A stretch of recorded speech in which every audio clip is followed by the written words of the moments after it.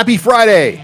It's good to be back. Welcome to another edition of Husker Online Headlines. Sean Callahan, Steve Sipple. I'm back. Yes, you're back, Sean. I haven't seen you. I've had like Sipple withdrawal. It hasn't been that long. 9 days. You missed me though. I could tell. I get it. I get that from a lot of people. Well, we did a show in person a week from Wednesday, so like 9 days ago. Then we did a show remotely after the holiday. So we're back. Yeah. On Welcome back. Regular schedule. Do you feel? Is it good to be back? Oh yeah, we had smooth travel and good weather. Good. I mean everything. And we did have one minor freak show, like leaving Texas. The hotel, the big hotel, like 1,000 hotel rooms, a lot of staff. Mm-hmm. They misplaced the keys to my rental car. Yeah. Wow. Just a younger worker just dropped them or misplaced. Just dropped them. I don't know what all happened, but so we couldn't drive our car to they had to arrange all that, and then they got who's they? The hotel. They did though with the rental car company and got us a ride at the airport, but then the rental car to get towed. And then they have to get it rekeyed, and they're going to take responsibility for all that. But that was always that's fun. Yeah, that's called drama.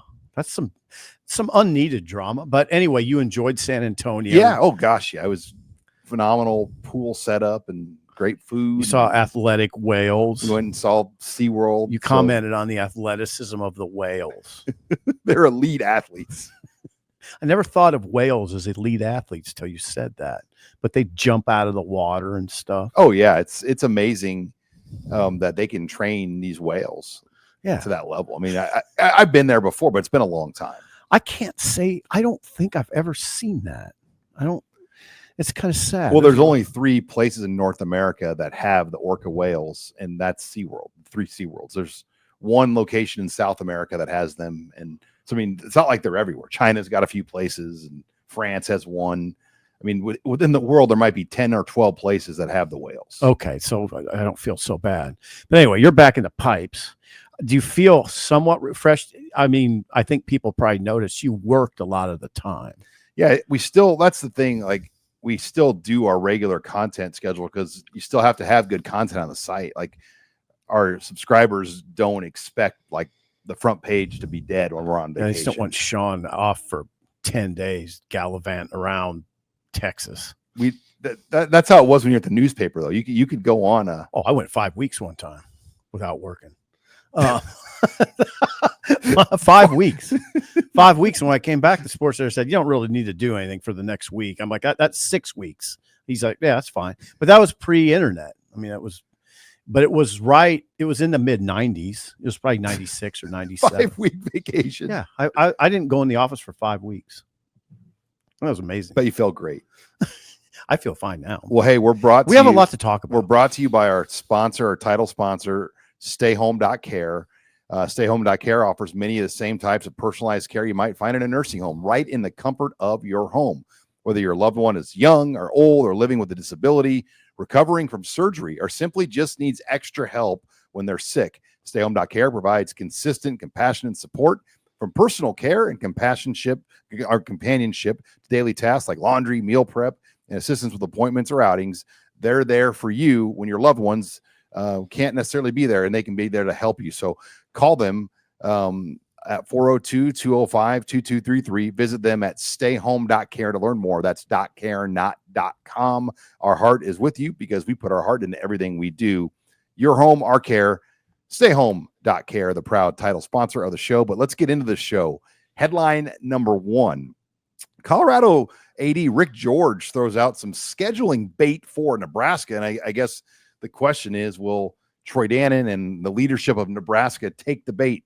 Will they try to relaunch another version of this Nebraska-Colorado series, which was wildly popular in 2019 and 2018, and then obviously the last couple of years here in 2025 and 2024, 23 and 4, excuse me. So what you're talking about is Rick George said that he'd be happy to play Nebraska every year, but he understands it takes 2 to tango.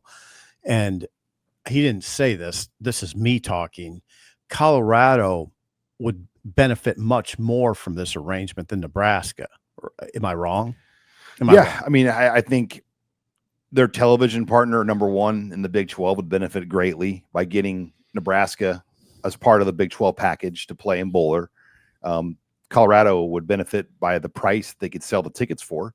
I mean, I can remember in 2019 when that stadium was 65% Nebraska fans. Mm-hmm. That's not an exaggeration. Mm-hmm. Bill Moose went up to Rick George and said, he's like, well, you can thank us because we just paid for all of your secondary sports with this one football game. Like Moose is kind of was giving him a hard time how many Nebraska people went there. So yeah, it would be good. I think though in this 9-game conference schedule era, it's really hard to do.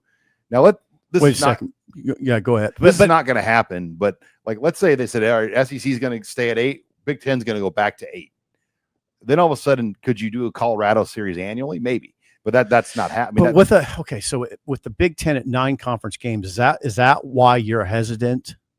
Is that why you're hesitant? Because of what Rule said? Rule said, by the way, on a podcast, I don't know when, this months ago, but he said, why in the world, this is Matt Rule, why in the world would a Big Ten team who's already playing 9 conference games, why would you ever play one of those types of games, this type of game, a marquee non-conference game against a Power 4 opponent? Yeah, I think. Do you understand? Especially in the playoff era and not knowing the metrics and how things are going to be aligned up. But I think for Nebraska, they are still playing games like that. They have Oklahoma State. They have Arizona on the schedule. Down the line, Cincinnati. But yeah, I think what George is hinting at is like he'd like, how Iowa plays Iowa State every year, make Colorado Nebraska's Iowa State. Absolutely. Now, where I come down on it is I'd like to see it. I think you can do it if you're Nebraska. Now, it means that's it as far as power conference teams go. You're playing Colorado every year because you don't want to put a second one on there, right? But you can also argue. You see what I'm saying? Oh, yeah, you can't. But now with the new additions from the Pac-12, like Oregon, USC, UCLA, Washington, that is almost like a non-conference game when you start playing those games. I mean, in terms of like for the fans, like you don't have. Oh, I see what you're saying. Yeah, like you've almost added like a group of new teams. Oh God, that's a good point. I never thought about that. It's like you get like the benefit of like a non-conference feel because you don't play those teams every year. Oh, that's a good point. So didn't you just sort of argue in favor of doing it? I wouldn't be opposed. So could you just, now they have an Oklahoma series scheduled for down the road, but could you just punt everything after that series and say, hey, we're going to do Colorado every year or plug them in? I don't know. I'd say every year is what I'd like to see. I know that it's not perfect. Okay, so why? Why Sipple? Why do you want to do this? Here's why. Because it adds so much oomph every year to the season. Every season you get this. Oh, God, what's Colorado got? Because you have covered these games, and there is nothing close to it right now as far as Iowa. Yeah, I was getting there. I was not there, though. I was not there. Nothing compares to the vitriol, the emotion, the raw energy that Colorado brings, and that would be every single year, and it would get hot. It's hot when they've just done it intermittently. Think about every year how hot it would be. I just don't know if Troy Dannon could make that kind of, I mean, you wouldn't do a lifetime deal, but you would say, okay, we're going to do 10 years. Let's schedule 6 games over 10 years. I'm saying every year. They've never done that though, ever. I know they have. And until you get some idea about the playoff, about what the SEC is going to do, and what if the SEC and the Big Ten, and it's big if, agree to a scheduling alliance? Right. It's a big if. But no, you're right. I think the rational answer is what you just gave. If you're now I'm Sipple, I'm a sitting sports writer. I can be a little more brash and out of control and irresponsible. If I'm Dannon, and I should ask him, I don't know why I haven't asked him this question. Would you consider putting Colorado on the schedule every year? I've been wanting to ask him that question. I think I'd give the answer that you just gave. Until we see how this is all going to play out, I don't think we can do it. Well, I can tell you Dave Pilati, the longtime former sports information director of CU, been involved with the program since the 70s. Mm-hmm. He was in charge of scheduling. Okay. And I interviewed him for my book 2 years ago. 2 summers ago? And he told me at that time that they had, this is when Trev was still the AD though, that they had something in the works to announce another 2 more years in the 30s. Like, I forget what years it was going to be, but Nebraska and Colorado were going to play, another series in the 30s. Okay. But that's never been, I think that was all put on pause because of change of leadership, change of football coaches. I mean, there's a lot of things. I mean, but I do think that they're close to getting something done at one point to at least extend it. So if you put Colorado on the schedule every year, the other 2 non-conference games, that would be the Bowling Greens, the Northern Iowa, that type of team. But anyway, it's worthy of discussion that the AD for Colorado threw it out there. Well, they make more money probably on that game than any game. Well, now, and even now with the way they're playing, coming off a 9-win, don't they? Yeah, I think they draw for other games now. No, but the fan demand from traveling fans is greater for the Nebraska game for them than any game. 100. Like, there's no doubt about that. Maybe BYU, but BYU didn't come to Boulder last year, right? Like maybe I'm just thinking of other teams in the Big 12 that would travel. Kansas State and Iowa State travel, but not like Nebraska. No, and the other thing, Sean, it's not like Colorado. I mean, Colorado's done well against Nebraska of late. I get it. I mean, 3 or 4 they took. They've won 3 or 4, but they're not like they don't put the fear of God in you as a program. Maybe they get to that under prime time, but not right now. They don't. They're picked 12th in the Big 12. So I mean, there's different. They're picked in different spots, but it's usually below 9 if you look across the board. So it's not like you're playing this force of nature. You're playing a team that's pretty manageable usually, right? Yeah. I mean, it's a game on paper where Nebraska is going to be the favorite 9 out of 10 times. I mean, I don't really ever see it where Nebraska is going to be a big underdog to Colorado, right? With where college football's at right now. I think, there you go. I think there was a time where Colorado was a top 10 team, right? Top 5 team. They won it all in 1990. They went through that stretch from Sean. You surely remember 1989 to 91. Colorado was 2-0-1 against Nebraska. They won the national title in 2090. That was a great stretch, that little 3-year period for Colorado, 1989, 90, and 91. Well, the 94 team was their best team they've ever had. Was it? Well, Cordell Stewart, Rashawn Salam, Michael Westbrook, they went on the road and they beat Michigan in the Big House. What happened to them? They got beat by Nebraska. I mean, but they still, I mean, that is still their best team they've ever had. I mean, you look at the 1990 national champion team.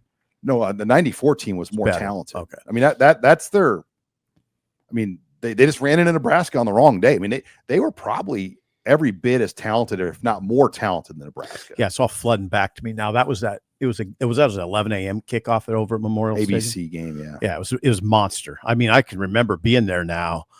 That was Behringer, right? Okay, listen to this 94 Colorado team. We're way off track here, I know, but they beat Wisconsin, who was ranked 10th, 55-17. They beat Michigan, who was ranked 4th, 27-26 on the Hail Mary. They beat Texas at Texas, who was ranked 16th, 34-31. I mean, that was their non-conference schedule. They played 3 weeks in a row, Wisconsin, Michigan, Texas. Wow. They beat Oklahoma that year 45-7. What was the Nebraska score? 24-7. Yeah. But it was lopsided. Nebraska. Then they went to the Fiesta Bowl and they beat Notre Dame. So that Colorado team in 94 beat Notre Dame, Wisconsin, and I believe, I don't know if the 94 Wisconsin team they weren't the Rose Bowl team, but that was a good Wisconsin team. Nebraska fans watching are going to be tearing out their hair as they watch me struggle with that. Was that the Behringer stuff? Yes. Okay. Yeah. I was there. I just can't. All those games start to run together in my head. That was a morning game, and it was louder than I can't even describe the energy of that crowd that day. If you go back and look on YouTube, it'll freak you out. I remember I was there. Nebraska College game jumped day. on College Nebraska, game day was there too. Game day was there. Nebraska jumped on him, is what I remember.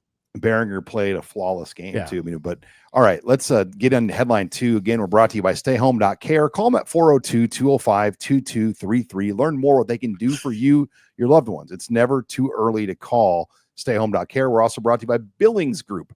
They're a trio of financial advisors made up of Lance and his 2 sons-in-law, Josh and Nate. They're based in Salina to help clients across the Midwest and beyond make smart, confident decisions about their money. From your first real paycheck to your retirement party, Billings Group is here to walk you through the highs and the lows. Billings Group, financial advisors by your side for life's journey. Visit them at billingsgroup.com. Securities offered by registered representatives through Private Client Services, member FNRI, SIPC advisory services by investment advisory representatives through RFG Advisory, a registered advisor investor. RFG Advisory, Billings Group, and Private Client Services are unaffiliated entities. Okay, let's go to headline 2. Fox's Joel Klatt identifies USC as a key game on the schedule for Nebraska, and I think it's a very fair point because USC is one of those teams that can go anywhere, in my opinion, this year from 7-5 to 10-2. Okay, I mean, they are a team that you just don't know much about, but their ceiling is a playoff team. mm-hmm. Their low is a 7-5. Mm-hmm. And what version of that will be coming into Memorial Stadium on November 1st is a great question. It is. Okay, so here's what I mean. I transcribed everything he said. What he's getting at here, I want to see if you agree with him. I'm going to write about this. I don't necessarily agree with him. He's saying that he envisions Nebraska with a loss to Michigan and a loss to Penn State. 2 losses. Okay. He said the key is beating USC because if they do, he figures they'll go into the Iowa game 9-2 with a chance to go 10-2 and make the playoff. See, Klatt thinks Nebraska can be one kind of like a dark horse playoff team. Like a version of Indiana. Yeah. But he said the key is USC because he has Nebraska winning all the games except for Michigan and Penn State. Where I think it's flawed a little bit is, first of all, I think Nebraska can beat Michigan. I'm not suggesting he's setting that in stone. He thinks they're going to lose, but it seems like it. I think they could beat Michigan. My concern is more, and I know you're going to push back. It's fine. That at Maryland, at Minnesota tandem is a tough little stretch for them. Maryland's down. I get it. But Maryland, the last time we saw Maryland, they beat Nebraska. Well, then you're on a short week. So you're on the road at Maryland, and then you go on the road to Minnesota. Short week, no bye. Minnesota has beaten Nebraska 4 straight times in Minneapolis. Okay. You're going up there in sort of my mind is almost an underdog. Oh God, people are going to be mad. But listen, Minnesota's beat Nebraska 4 straight times in Minneapolis. That's you can't cover that up. No, PJ Fleck figures out a way to win. Like he'll go into a war with a lesser army in some respects, but he figures out a way for his army to win. I know. And it's frustrating because I think he checked his ego a little bit on what he wanted to do on offense. He's at Western Michigan. He threw it around. They were a heavy pass team, a spread team. Mm-hmm. And when he got to the Big Ten, he had to adapt his style to play in the Big Ten.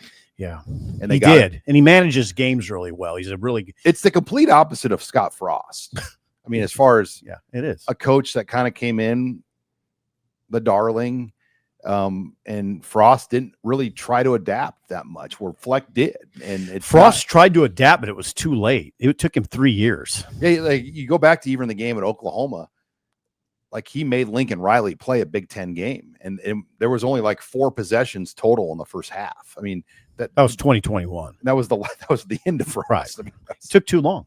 It took him too long to adapt. No, Fleck has adapted quickly, but all I'm saying is I don't look at it as cut and dried as Klatt does. It feels like sometimes the national guys, they don't think about that kind of thing where it's always in front of our face. He's just looking at the schedule and saying, okay, Michigan, Penn State, those look like losses, but everything else looks good. I don't know. I don't look at it quite that way. Cincinnati to me is a threat. I mean, they're So I don't look at it as cut and dried. And by the way, I want to emphasize, I think Nebraska can beat Michigan in Lincoln. I just don't say that's a loss. No Sharon Moore. Right. They lost like 5 draft picks on defense. Right. They're gonna have a new quarterback. They have a freshman quarterback. Yeah. Well, it might not be Underwood. It might be the other guy. It might not be. Everything you read and hear, Sip, like, we talked to our Michigan people for this. He's like a 90-some% chance to be the starter. I think at some point. But anyway, whether or not, I think Nebraska can win that game. But I just don't look at it quite like Joel does, where the rest of it's okay. They'll be fine. Those games are tough. You got to go on a road. You go all the way to Maryland. I like Nebraska to win. I would never pick Maryland, but I don't just pencil it in anymore. Yeah, especially if you don't have a pass rush that gets home. Like, third down plays are a nightmare on the road. That's a great point. Like, if you're, I've seen too much Nebraska football as of late where, all right, it's 3rd and 7. Off the field. And they can't get off. Can't get off. Like, they can't. Kills you. And it's like the blitz gets picked up and they run some little crossing route or whatever they run, and they get the first. That to me has to get figured out. Like the third down. Well, I go back to what Butler said in the spring. What did he say? Our strengths. 2 of them were a good blitzing team and a good man-to-man team. Good blitzing team, good man-to-man team. I got to think he's talking about those athletic linebackers, McCullough, Shavers, McGahee. Who am I missing? Marquise Watson, right? Trent. Oh yeah, Javin Wright. Well, what you don't want though is this to be like 2007, where that 2007 defense lost Carricker, Bradley, Moore. Oh, I know where you're going. Yeah. Where this defense lost Nash, Ty, Jamari Butler. And what happened? And the back 7 on the 07 defense was full of pros. They had a lot of pros on that back 7, but they had a really, really inexperienced defensive line. And they struggled. Remember McEwen? McEwen, there was a press conference, a very talented Corey. There you go. Yeah, Corey McEwen. Not Sam, Corey McEwen. And he laid out that one day during that season of struggle. He said the line, I think he said the line's on us in 0.5 seconds. The offensive linemen are on us in 0.5, where last year it was 1.5. Does that sound about right? So, it was a ridiculous amount more time. Right. He said we're just getting engulfed. Corey was a great. Remember when he would show up at press conferences? It was on. They don't make him like that. No, it was on. It was great. He was kind of funny, but he laid it out for you. He was like a Barstool style host before that even existed. He was. That's a great God, Sean. That was spot on. But I know Corey. I see Corey all the time. Know Corey, yeah. He's the same way now as he was. He's great. He's funnier than hell to hang around and talk to. But that really hit home. So no, what you're saying is true. That now I would say this. I think you can beat some of that with athleticism. And what I love about Nebraska's defense is the athleticism on the second level. Wow, those guys! You got some extreme athleticism in McCullough, Shavers, Javin Wright. I'd say Marquise Watson, Trent, to a certain extent, big time athletes. All right, let's take it to headline 3 again. We're brought to you by StayHome.Care. Call them at 402-205-2233 or visit their website at StayHome.Care. Learn more about them. It's never too early to call and learn about their services. We're also brought to you by Ridge. If you're not familiar with Ridge and Ridge wallets, phenomenal product. I've been using Ridge now really for the last 6 months and completely has changed my wallet game. You can get a more traditional wallet, but their real specialty are these smaller card-sized wallets where you can fit 12 cards. It's got a cast strap, helps you just kind of restructure, reorganize that wallet, where all of us are kind of in that same boat where you carry way too many cards. I bet Sipple has cards for restaurants that are closed in his wallet. I'm not looking through it right now. I bet you have something that's been closed for 5 years in your wallet. I have some odd things in my wallet. Well, Ridge will help you kind of clear that clutter out of your life. We got a great deal, 10% off with the promo code Husker. Go to ridge.com/Husker. Again, that's ridge.com/Husker. Promo code Husker. Get 10% off your order of a Ridge wallet. Thanks to Ridge for sponsoring us here on Husker Online Headlines. All right, number 3. Players report. Practice begins, but first, Las Vegas. So here's the roadmap. Okay. July 22nd, Tuesday, Nebraska will take the stage in Las Vegas at Big Ten Media Days. That's the first day. It's 11 days away of the event. So 11 days from now, we are in Vegas. Wow. Sean, it's on us. It's on us. Season's on us. I can write about football and not apologize about it now. I mean, we're in football season. That's the way I look at it. And from there, July 27th on Sunday, okay, the players report. Okay. And then the 28th practice begins. So 31 days on the 28th. They have a 31-day fall camp. The team will live in the Selleck dorms again for the third year in a row. Mm-hmm. And I'd imagine that's going to be a little over 2 weeks again. They'll spend they don't live in there for like 3 or 4 weeks. It's usually about 2 weeks. Mm-hmm. But yeah, they're going to get going here. I mean, and with the August 28th opening game of the year, Nebraska is able to start camp even earlier because you get the 31 days of camp and you just start it when you start it. July 28th is pretty early. I mean, we've covered it a long time, and it's usually after the 1st of August, right? Well, the week 0 year though was even earlier. Yeah, I think it was I don't know. July. I mean, Big Ten like media. 24. So Big Ten media. Okay, Big Ten media days. If you remember, Nebraska reported for camp that day. So that would have been, and that was the year that like Frost went before. Like they let Nebraska go first so they could get out of there. Mm-hmm. But like Frost was like on the podium before the commissioner. Yeah. He was on the podium before the commissioner, and then when he went to the main podium, that's when he didn't give an opening statement, and people went ballistic. So no, yeah, he did his side podium first. Then but it was like at 8 in the morning, right? And then the event started at 9, mm-hmm. and he went first at 9 before the commissioner went. Yeah, so they could get at, which I still don't understand. Like, why couldn't they have just waited like 20 more additional minutes? I don't know, but it caused a what story. Yeah, because then he didn't give the opening statement. And yeah, people lost their minds. I mean, I always thought the part of that story that got lost was he had already addressed the media contingent on the side, and gave sort of a half-hearted opening statement, but whatever. Anyway, the beauty of this conversation is now it's honest, the season. And I just wonder if those coaches, I've known enough coaches over the years that it's July 11th.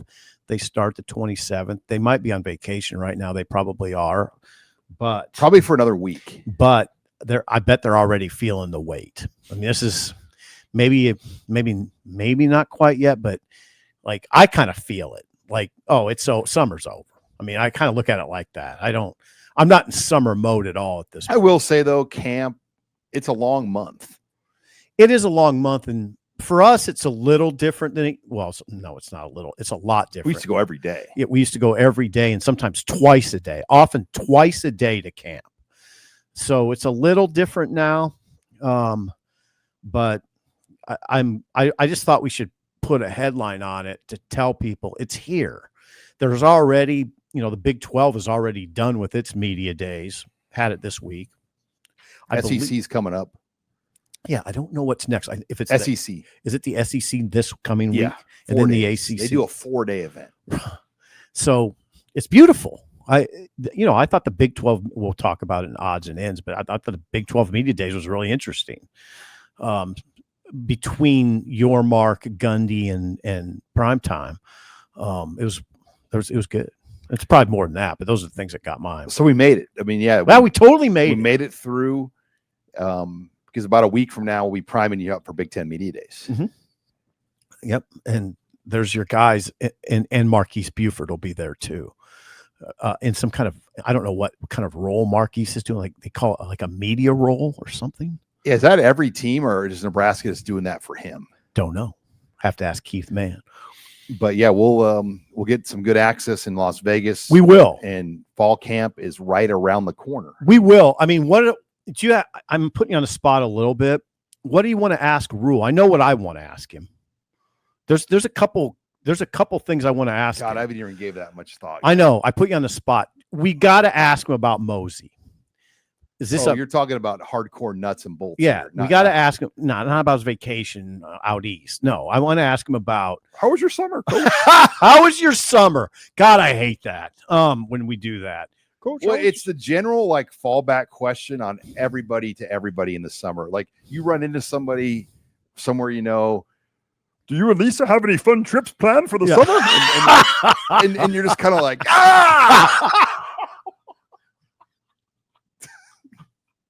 Yeah, I wonder if rules like that when people ask him, did you get a chance to get away for the summer? Geez, you have a good tan, Coach. I just be like, okay. Simple, did you have any fun trips? You just go, no. Usually I just look at people now like, no, let's talk about something else. But you're like, yeah, I went to Menards or I went and got a couple of air filters. Hey, but no, I want to ask about the running back position. I want to ask about Isaiah Mosey. That's one thing I definitely want to ask him about. Isn't there anything that the linemen, like where okay? Who's the right tackle? Well, where's the like Latoski? Obviously in that discussion, but what about Teddy Prohaska? What about Turner Corcoran, Tyler Knack, that trio of tackle bodies? Where are they at? Yeah. Carter Nelson. I mean, thank you. I was just going there. Like, where's he? Is Carter? What I would ask him if he was sitting right here. 100%. Yeah. Is Carter Nelson rolling into camp at 100%? And if he says yes, it almost changes. It almost doesn't change the way I look at the offense, but it enhances the way I look at the offense. If I say, Coach Rule, is Carter Nelson rolling into camp at 100%? And he says yes, my excitement level for the season will increase. We haven't talked about Carter Nelson because you know why? Because we just don't know exactly where he's at. Now, if we find out he's 100, he sprinted out of that. He sprinted out of the tunnel for that spring ending thing they had. And I thought he was saying basically, look at me, guys, I'm fine. That's what I thought he was doing. But yeah, we'll see. There's a lot of those types of questions. Yeah. And then, some of the new freshmen that just got here, not many. I mean, most of them have already been here. But, Jeremiah Jones. Yeah, you are always thinking about Jeremiah Jones. You are always thinking about Jeremiah and even Jones. a young defensive lineman. Malcolm Simpson. Yeah, is he all right? Is Simpson okay? Cade Pedshock. Yeah. More Simpson, though. All right, let's before we move into headline number 4, again, we're brought to you by StayHome.Care. Thanks for their sponsorship of the show. If you're not familiar, call them at 402-205-2233. They make your life easier. You might have a loved one that needs a helping hand with just day-to-day chores, tasks.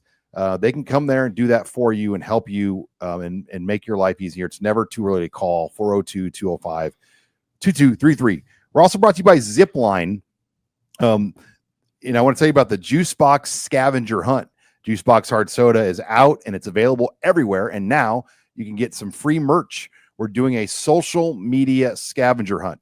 If you see Juice Box at your favorite retailer or available out in the area, snap a photo, tag at Juice Box Hard Soda, all one word, on Facebook or Instagram with a location, and you'll be entered to win gift cards, exclusive Juice Box merchandise, and more. Bonus points if you are in the photo and you are the first to find us and tag us at the location. Also at the Tap and Grill, live music on Friday night and Saturday night as well, with brunch on Sunday. Thanks to Zipline for sponsoring us here on HuskerOnline Headlines. But let's bring it back. It's been a while. We haven't had a Friday show in a few weeks. It's Flashback Friday time. And where does it take us to? Scott Frost at the 2018 Big Ten Media Days. And we tried to make these have a little bit of timing and meaning and feel to them. So that's why we wanted to go with the Scott Frost one. And his appearance at his first Big 12 Media Days this year kind of brought me back memories to 2018 when Scott Frost was in Chicago for his first Big Ten event. And he's aged, boy. He is aged. Look at him. 7 years, yeah. I mean, that's a young Frost. Here's what CBS Sports wrote. This in 2018? This is what you're getting at. And I'm sure you and I wrote similar things to this. when he strolled through the 2018 Big Ten Media Days on Monday, Frost exuded a calm and a confidence of somebody that knows the answers to the test. By the way, they started 0-6. But we did. I'm not taking the. Everybody was on this. We were writing the same time, kind of stuff. And you think about the comment he made. Yeah, what was that, Sean? People better get us now. Yep, that's what he said, because we're going to keep getting better and better. When you read this stuff, it's like you just do this. Oh, well, then he was it at the 2018 one, or was it 2019 where he said Wisconsin has been out Nebraska-ing Nebraska? I can't remember when he said that one. At Media Days, he said that. Yeah. And Alvarez didn't like that. Why not? Just because he's like, no, he goes, we're doing Wisconsin stuff. We're not out in Nebraska. Like, we're Wisconsin. Like, Frost. Alvarez, from what I gathered, and he was not a huge. I don't think he cared for Frost very much. I don't know. I guess it wouldn't surprise me. They're not very similar. But now, see, here's the thing. Frost was coming off that magic at UCF. It was magic what he did. Undefeated. Oh, they hammered Auburn. Right. You were there. And Auburn beat Georgia and Alabama that year. Yeah. So he was this, look at, he was that hot young coach. And he had some pieces too. Like another thing he said was some of the pieces that were in place, particularly on offense, I think fit us pretty well. He talked about Stanley Morgan and J.D. Spielman and is it Tyjon Lindsey. Now, he loved those guys. And they were, two of those guys got pretty good. Stanley was great. And you know what, J.D. put up numbers. Well, you had Hymas and Farniak. Yeah, and 4 offensive linemen and returned. Gerald Foster and Tanner Farmer. You're amazing. Those are I think those are the 4 returning starters, right? Yeah, and I mean, they went up to Columbus that year and they pushed Ohio State. I mean, they had a chance to beat Ohio State in Columbus. Mm-hmm. And Adrian was this article is interesting because the CBS article was like, and they have a quarterback in Tristan Gebbia who's a gym rat and operates like a pro. Then they went on to mention that Adrian might be able to come in. But remember that August? Well, Adrian was there in spring ball. Right. But remember in August, it was a battle. Because Adrian's shoulder surgery. Yeah. Adrian didn't play football as a senior. Right. And so he if you remember in the spring of 2018, his throws weren't really that good. Like he was still trying to, get used to throwing off that shoulder surgery. But he had a big spring game. But Adrian did. It was pretty neck and neck, and then Frost announced the starter. Right. Big on a Sunday morning, right? And then Gebbia left. Yeah. The next day. It was a Sunday morning. I think he left that day. Or no, maybe not that day, but yeah, the next day. So we had the presser on Monday for the Akron week. Right. And I had heard that Gebbia was gone. Okay. And so I asked Frost, I go, what's the status coach of Tristan Gebbia? And he announced, he was like, Gebbia has left the team. He's no longer with us. Yeah. That was huge. It was huge. That was you didn't really know who was going to win that, right? You didn't know. No, because you didn't know about Adrian yet, how good he was going to be. But yeah, back to this media days. Yeah. It's just eerie to think like where it was at in 2018. And I can remember. It's eerie. I was standing by Chris Ballas, Michigan longtime Wolverine writer, and he said, Sean, that's the next Urban Meyer in this league. I know. There was all kinds of talk like that. Like the last paragraph of this story is this is a renovation, not a tear down. Nebraska may not be playing in the Big Ten championship game this year, but an appearance may not be that far off. The pieces are there. And so is the coach. That's how we were thinking back then. I said, I'm reading a CBS Sports thing, but I'm sure I wrote stuff like that, gushing over Frost. And then again, I emphasize, then they started 0-6. Sometimes I don't think we put enough emphasis on that. Like, what the hell? They started 0-6. It was fairly alarming. With the Michigan game being a huge blowout. Oh, yeah. Yeah. I mean, I wondered, do you ever wonder if that rattled Frost a little bit? It did, but then they finished 4-2 with the 2 losses being on the road at Ohio State in the last minute, which was a huge shock. And then the game against Iowa in Iowa City, I mean, Iowa threw that tight end play to Laporta to kick the field goal to win it. You're right. That's right. I mean, so they actually almost went 6-6. That was not Laporta though. It was the other. It was another one. It was one of the other Hockenstein? Yeah, or maybe even somebody. But anyway, it was a great tight end.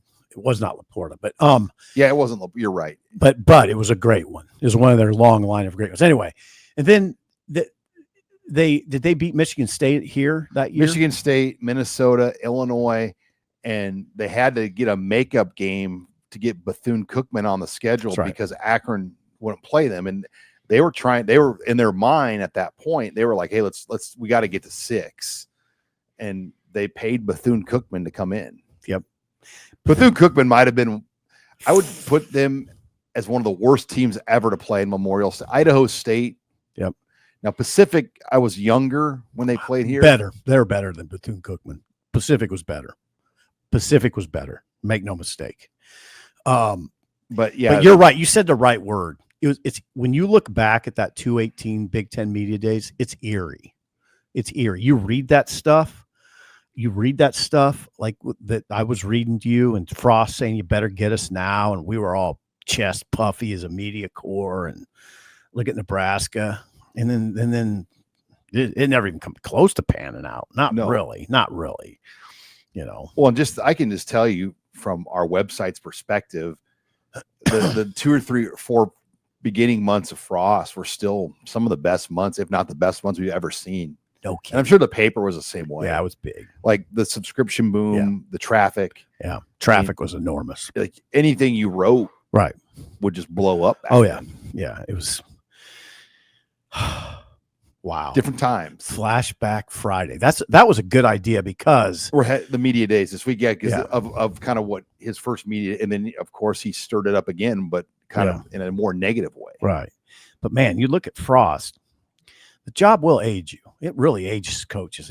It's stark to me. Like when you look at early Pelini pictures then versus the late ones, man, it puts age on these guys. He was around here in July. Bo Pelini. Frost. Oh, Frost was. Yeah, he came back for a wedding. Was that okay? I think it was Adrian's wedding. He still has his place. Yeah, he was here. He was out at Big Sandy, out in Ashland. The lake. Yeah. So I mean, you might have people. I'm sure he went out and about a little bit. So he did. He was around. Yeah, he did. He was in Shields. Somebody sniped him. Got a photo of him. And I know he was out at Big Sandy at the lake. I mean, I know people out there that talked to him. So yeah, he was. I think he kept a pretty low profile, but he was back. So he still steps foot back in the state. He does. Well, his mom still lives here. Yeah, and yeah. Now Bo Pelini has probably only been back to Nebraska one time since he left. Oh, I didn't even know that. Cole Pinsack's funeral. Oh, okay.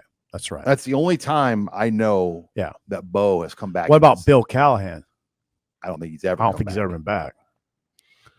No, but Frost, he should be able to come back, right? We should be civil enough. I mean, no question. Yeah, it's civil enough to let him back in the borders, All right, well, let's good. There he is. Good Flashback Friday. I mean, it teetered on a mayhem Monday, but we kept it more flashing back. There wasn't as much mayhem. You have any ideas for Mayhem Monday? We'll have to talk about it. Okay. And if you have great ideas for Mayhem Monday, and we continue to get the 2004 Texas Tech game as a suggestion for Mayhem Monday, I just don't know what the mayhem was. They got destroyed. But like what? I don't really. The game where Bo Davis came in. Yeah, Nebraska played how many quarterbacks that night? Did they play 4? I don't know. Jordan, well. Seems like they got down to 4. But again, like I don't know the mayhem though. Other than that's it. I mean, they and I think how many interceptions did Nebraska throw? It was kind of just like the first time a game like that had ever happened for Nebraska. Yeah, I mean, I'm a little more in tune with the idea of doing it. It was astonishingly bad. I just don't remember too many accounts from people after the game. I was there. Mm-hmm. Yeah. Well, we'll talk about that. There's other stuff. PJ Fleck his contract got extended. Yeah. Hold on. Let me transition here. Sorry. odds and ends. We go to headline 5 odds and ends. Again, we're brought to you by Stay Home. I want to get us paid here, Sip. You want to take money away from the show? I'm sorry. I'm sorry. Go after Go it to there. StayHome.Care. Learn more about their services. Call them at 402-205-2233. They do so many great things for people, and they have over 100 people that work for them, and they come and just spend time with you. They help you. They're there to take, if you've got stress in your life with helping a loved one, a family member, a friend, they can be there to help assist you as well. That's StayHome.Care. We're also, I want to make this announcement again. We've got the game in Kansas City, Husker Night at the K. So Nebraska plays Cincinnati on Thursday, the 28th. On Friday, the 29th, the Detroit Tigers come into Kansas City and play the Royals. Well, that is Husker Night at the K. God, the Tigers are good. And we've got a great promo right now with the Royals on the show bio page here on YouTube. You'll see the link right at the top. Click on that link. You're going to get discounts on your tickets and heavy discounts on your parking. And also you'll get access to get this great prize that they're giving out. It's a windbreaker, Husker Night at the K windbreaker. And I'll be there. Robin, I think, is going to be there. So we're all planning to be at the game on Friday night. That's Husker Night at the K. Okay, and the Royals are playing a little bit better. And I saw that kid from Florida, that big slugger. Caglione. God, he hit one 466 dead center the other day. Over 2 fences, maybe 3. They have a couple fences out there at Royal Stadium. You know what I'm talking about? Whoa. I mean, 466 dead center. Yes, that dude's worth watching. It'd be worth watching. All right, odds and ends. Let's start this out. You kind of started this out, but PJ Fleck gets a new contract from Minnesota. And has there ever been a guy that has kind of tested the market more in the last 7-8 years? Yeah. But has never been able to maybe get like the next job after Minnesota, but continues to get paid more and more money? Well, than PJ Fleck. No, it's pretty impressive. One place you could start the conversation is this. He's at Minnesota. In this new world, the opportunities are going to be limited, sort of, right? Big Ten, SEC, and a couple jobs in the Big 12 and a couple in the ACC. Yeah. I mean, you're talking about like in the ACC, Miami, I think Florida State, Clemson. Clemson, North Carolina. Maybe North Carolina. Well, North Carolina when Bill Belichick's there. Yeah. Then the Big 12, what teams you talking about? Like BYU, Utah. Texas Tech. With Utah? Maybe not even Maybe Utah. Utah's got money. Yeah. And then Arizona State, I think, is an up-and-comer. Yeah. In terms of like what they got going there. But yeah, there aren't a lot of, but leaving Minnesota for Arizona State, that wouldn't make sense. No, I don't think so. Here's the stat that blew me away. I'm interested in your reaction. Minnesota is one of only 9 schools in the country that have had a first or second round pick in each of the past 6 years. That's serious development, I think. I mean, because now some of those guys were probably didn't need a lot of development. He's built like a different version of Iowa. Is probably the best way to put it. Yeah. By the way, if the Iowa job popped open, would they look at Fleck? It's going to pop open because Bielema is off. Seems like Bielema's off, and there's no way they're going to hire Mark Stoops. That you do hear Lance Leipold. Now C61 though, or Kleiman. Kleiman's always makes sense to me. What about Jay Norvell? Or makes sense. Norvell makes sense to me. I don't know what exactly his age is, but Jay Norvell makes a lot of sense to me. LeVar Woods, though, the special teams coordinator. But of all those guys, Fleck would concern me the most if I were a Nebraska fan. Am I wrong? But would they really hire the Minnesota coach to Iowa? Like, that's a good question. Like, I just don't know the gain there.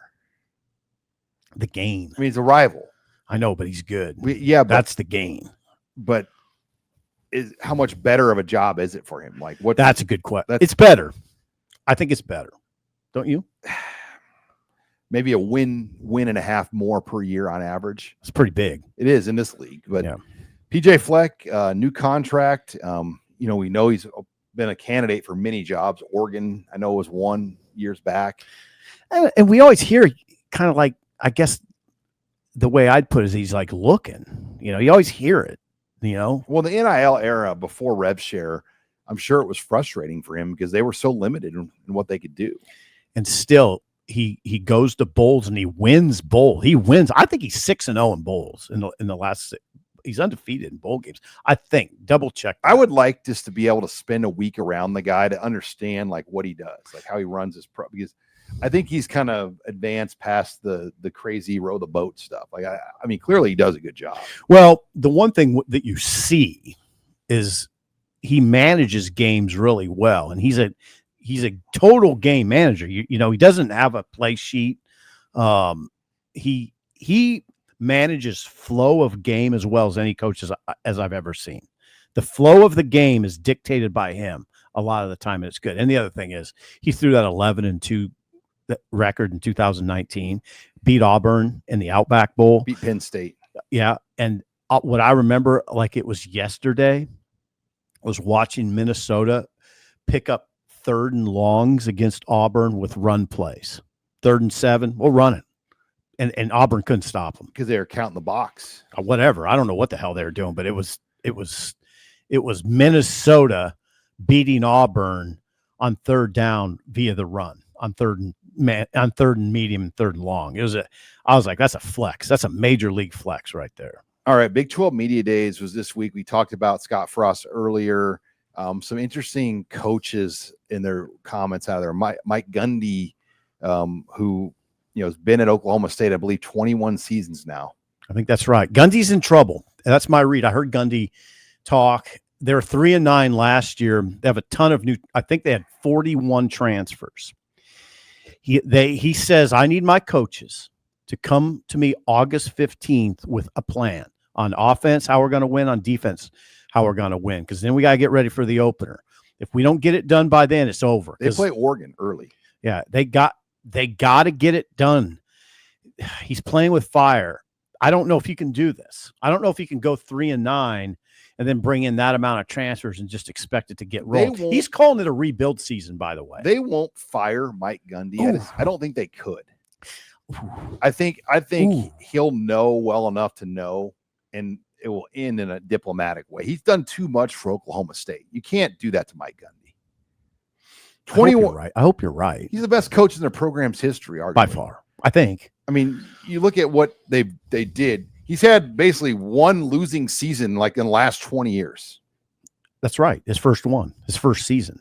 That's what it was. No, he's been remarkable.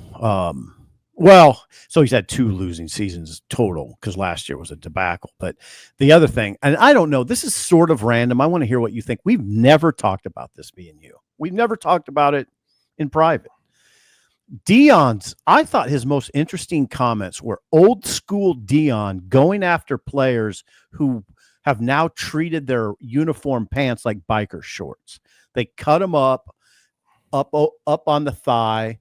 They don't wear any pads, and it looks like biker shorts. He says I'm not joking around here. He went on a pretty long rant about, said this got to stop. Got to impose fines. What are we doing? So guys just do that for the look? You tell me. I don't know. I suppose, but I see guys sometimes where you can just tell they cut it with scissors before they went out there. It's all jagged and it's up on their thigh. You never see that in the NFL. The NFL would never allow it. And he's saying fine people. Yeah. When did football pants become a fashion statement? Right. I don't know why they do it. Well, I think in general, shorts are getting shorter. And, right. Like, are they? I mean, I think they are. Yeah, I think you're right. Like, you go into some of these stores, getting a 9-inch short's harder to find now. It's more like a 7-inch or a 5-inch. Yeah. And you bought a pair of 5-inch shorts. I did not. You're not allowed to wear them anymore. I don't even have them. You have them. You bought them at Target. I know, but I don't know where Waco. they're at. You wore them to Planet Fitness. I would have paid good money to see you working out in 5-inch shorts. They're not 5-inch, I don't think. They were. Were they? Yes, I was with you. I bought them with you. And you said, "Oh, these will be fine." I go, "Simple. They're 5-inch shorts." They were short. They were short. Yeah, they were not appropriate. So Dion, I know that seems kind of random, but I thought it was, and it sounds like an old man, but I was glad that Dion, who's by the way my age, brought that to light. Well, we're going to find out too what kind of coach he is this year. Yes, we are. Like, he's had the luxury of the Heisman winner and his son, who, like it or not, I mean, his son is a first-round talent. I don't know what happened in the NFL draft, but he's good. Very good. He's very good. They don't have that anymore. No, they got Julian Lewis, and a kid from Liberty whose name is escaping me. And he brought them both. Sean, you've covered big, media days for a long time. Usually you don't see two quarterbacks. He brought his kicker too. Brought two quarterbacks. Well, he brought, I think, 4 guys or 5, but he brought both quarterbacks. The kid from Liberty is really good. And then Julian Lewis is a highly touted freshman. Yeah, they limit you in the Big Ten to 3 players. But honestly, it'd be cool if you could just bring 6. I mean, that'd be great. I think as the media, you would love more players to go. Yeah. It's just, for me, it's all about content. I mean, I just like, people say all those things are a waste of time. Why do you go? Here's why you go. Because I come back with 4 or 5 columns. I mean, that's why you go. You don't write everything right there. You come back with stuff. Yeah, the podium is a very small part of the media days. Yeah. And that's what you see, the fans. Yeah. See. But there's so much on the side. Like, you talk to people. You might see Rick Neuheisel. I want to talk to Neuheisel. You might see Joel Klatt. Yeah. I want to talk to those guys. I'm also interested in how many Nebraska medium people will go to Vegas. Like, if the whole crew of people will go out there. Probably about normal. Like we've seen. Seems that way. Yeah. It's not real expensive, is it? You're the money man. We were staying, so it's at that Mandalay Bay. But we were staying at the W, and I got a better rate at the Aria. Oh, you did? And that's right by there too. So we're staying at the Aria. Is it an easier trip than Indy?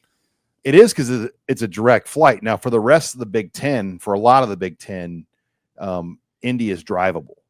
Nebraska is kind of in this area where you could drive, but it's like 11 hours of your life.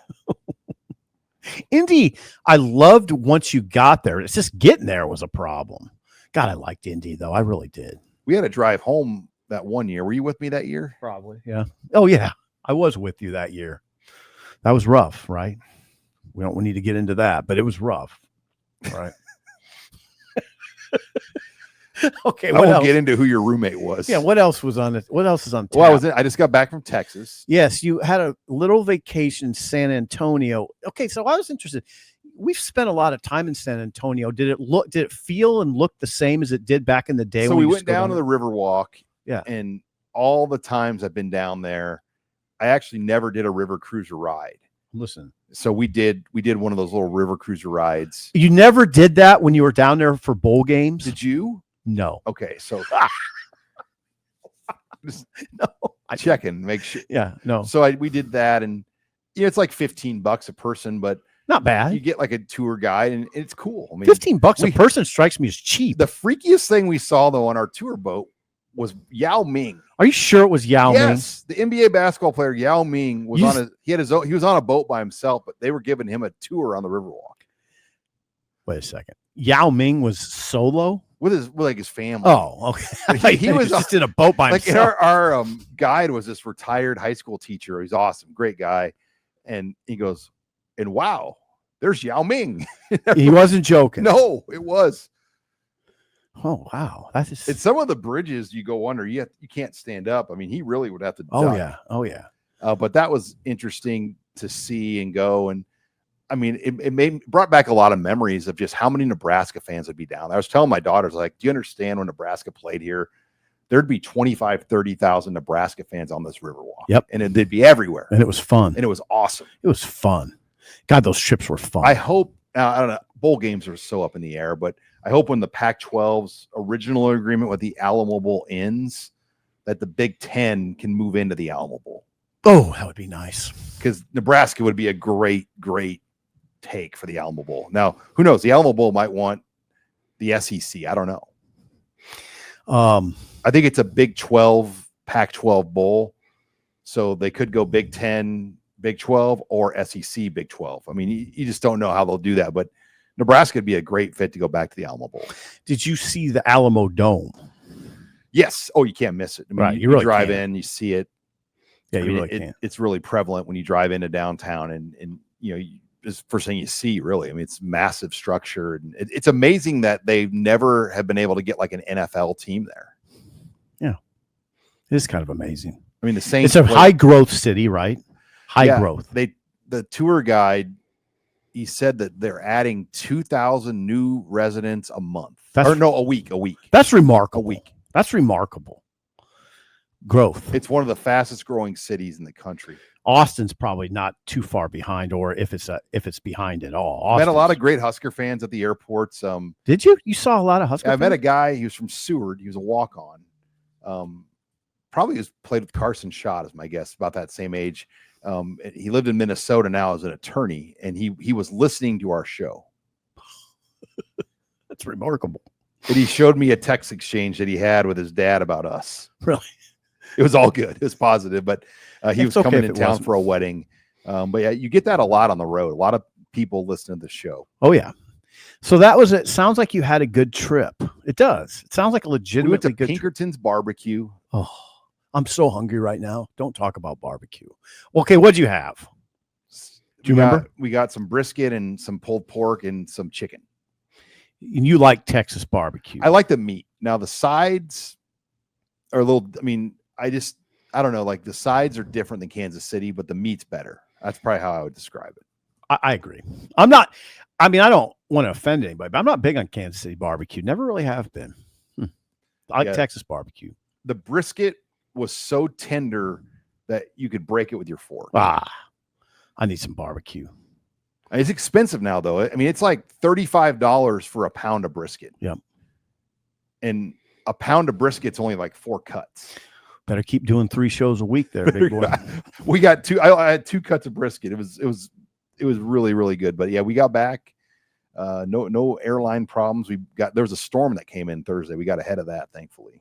Yeah, and our thoughts are with all the flood victims. It's a horrifying scene. I can't even hardly watch it. And we were about an hour from that. People are wondering that, I'm sure.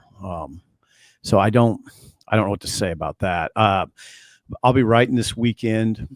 I think I might write. I might write a little bit about those Klatt comments. I think he's being a little over enthusiastic with this prediction. Yeah, I think Nebraska fans have fallen in this trap where, like, let's get all the Nebraska traffic and engage the Husker fan, only for it to not like pan out that way. And I think a lot of Nebraska fans are beyond that now. Like, hey, just do it. I think I'm my headline is somewhere along the lines of slow your roll, Joel. This is not going to be as easy as you make it sound. Yeah, we all get into that. Might be the headline right there. We all get into this trap of just assuming wins. Mm-hmm. And I just don't think Klatt probably has a level of awareness about Nebraska's problems against Minnesota that we have, that Nebraska fans have. Well, think about even like what are supposed to be down Big Ten teams, like when they beat Purdue in the stadium 2 years ago, or Northwestern, or Rutgers. Yeah, those were freaking cat fights, right? I'm gonna go with dog fights. I'm not going with cat fights. Are what your daughters have. I mean, they were ugly. They were tough. They were right. Cat fights. That Rutgers game was Sean, you went with cat fights. That Rutgers game was 14-7. It was a dog fight with a 50-mile-per-hour hurricane blowing over the field. Yeah. So Klatt kind of falls into that trap of just counting wins. I'm like, oh, easy there. Like UCLA is this easy November game. No, Joel, UCLA just beat Nebraska last year. My thing, too, is you got to start out well. You got to beat Cincinnati. If you get to 3-0 with Michigan coming in, now you're in business. Now you can now you can build a season. Yep. Yeah, the Michigan game is monument. It's now I will agree with Joel on this. You don't have to beat Michigan. If you lose that game to Michigan, it's not the end of the world. I'm hesitant to buy stock on Michigan right now, though. I think when they trot out of the tunnel, you'll be more apt to. But Sharon Moore not here. No, it's big. That's big. A lot of guys on defense gone. New quarterback. Yeah. I mean, it's not Jim Harbaugh's team anymore. No, it's not. It's not. It's not. And remember what Michigan was before Jim Harbaugh when Nebraska joined this league. Mm-hmm. They weren't anything that you got fearful of. Not too bad, but I don't know. I guess what I'm talking about mainly is my respect for the Big Ten is like when Maryland trotted out of the tunnel that year they beat Nebraska. I was like, jeez. With Tagovailoa at quarterback. Oh, and the lineman. I was like, whoa, whoa, whoa. Like Illinois back when Nebraska lost to him in that opener in Champaign. I was down there on the field before the game with Chris Basnet, and I told Basnet, hey, man, Illinois, I'm just eyeballing them. They look better than Nebraska. Illinois looked better than Nebraska. Think about Michigan State and Rule's first year on the road. Oh, God. I mean, they fired their coach, Mel Tucker. I mean, it was a complete mayhem Monday there. And we don't even get into what Mel dealt with on that mayhem Monday, but they lost that game out there. I know. I remember very well. Mayhem Mel. Mayhem Mel. Mel Tucker's like off the map now, right? Mayhem Mel. They can't find him. I don't know about that. Mexico I don't Mel. know. I don't know that he's in missing. Mexico. Missing Mel. Missing Mexico Mel. We better end it.